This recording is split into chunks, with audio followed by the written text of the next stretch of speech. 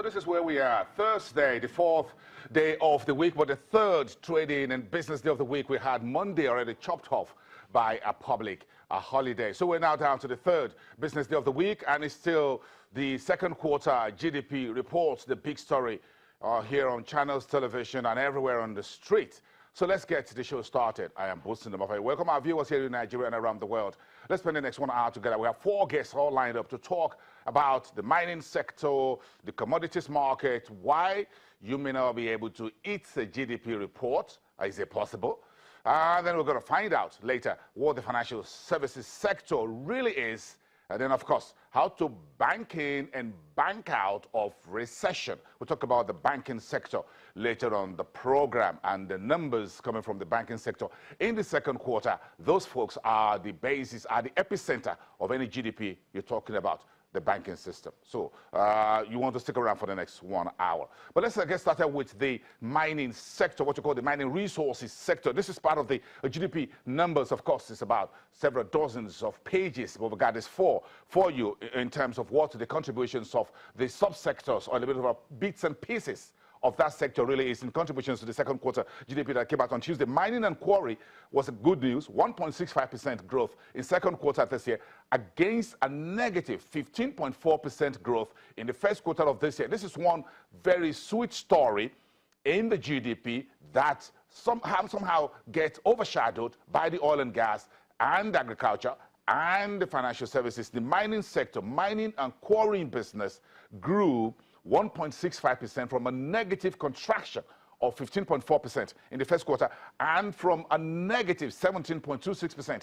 in the fourth quarter of 2016. Move it up to coal mining. That's where you were still trying to get the government talking about mining in coal. Coal mining was still also good news. That sector grew 4.92% in second quarter from 2.03%, almost 50%, almost 100% uptake, and also higher than Q4 2016, which was 0.44% reading.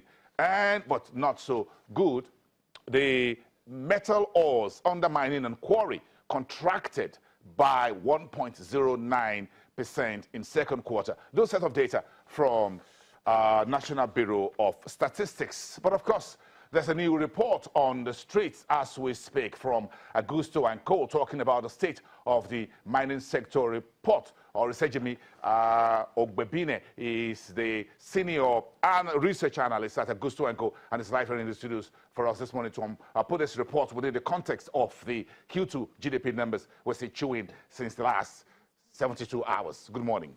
Jimmy, it's good to have you here. Thank you very much. So let's get started with what you know.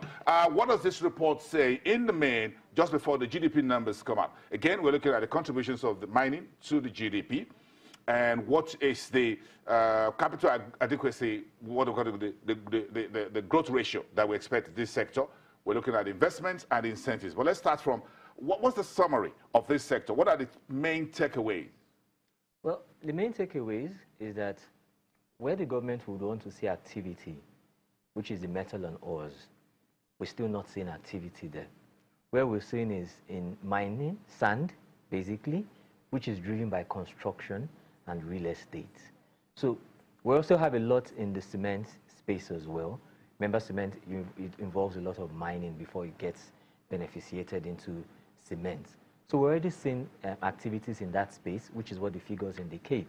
But where the government wants to see more activities is in things like coal, where growth is still thin, below 3%, and in things like metal and ores, where growth is even in negative at the moment. So right now, what we have is construction is carrying mining, and what that means is that as long as construction continues to suffer or falter, then it would affect that aspect of the mining industry, which is entirely correlated to construction.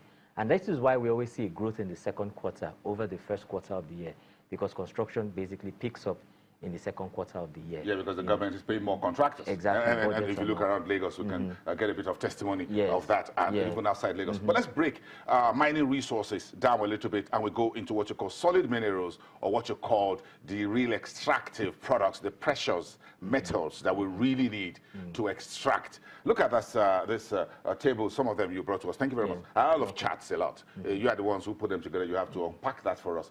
If you look at our solid minerals as percentage of the GDP, and we're going to push that out now. In terms of our case scenario, what have we been doing over the last 10-year period, and what is the forecast like based on this? Okay, we've been doing, it's quite abysmal compared to the rhetorics and, in quotes, the noise solid mineral sort of enjoys.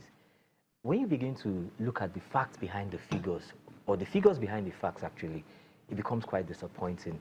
0.1% of GDP, 0.15% of GDP. It never does as high as 0.5% of GDP, which means it's actually smaller than even Nollywood, motion pictures and sound recordings, but quite smaller than Nollywood, which is doing about 0.5% of GDP. But that's not to worry, because this time 15 years ago, we weren't even capturing motion pictures and telecoms within the GDP numbers. It was logged into others somewhere, somehow. But because those spaces have grown so much, that telecoms today is 8.3% of GDP. Nollywood is about over 1.2% of GDP. Nollywood and sound recording, bigger than even insurance sector, which is just 0.5% of GDP. So while the solid mineral space is less than 0.15% of GDP, there's actually room for growth. That's why the government is talking about growing, raising it to about 10% of GDP. But it will require bold reforms. Will require bold reform. So that takes us to the mining sector reform. But I look at the gold, which is a good story. And that's what I'm looking at. In terms of gold, yes, so we're trying to break it down into our gold, iron ore production. Let's start with gold, because Nigerian viewers who are women are interested in buying this gold. Some of this gold, they said, is in Kano somewhere, and others. You been there? No, I haven't. You have Nigeria's biggest project right now is Segilola, which is somewhere around Ikpenrido.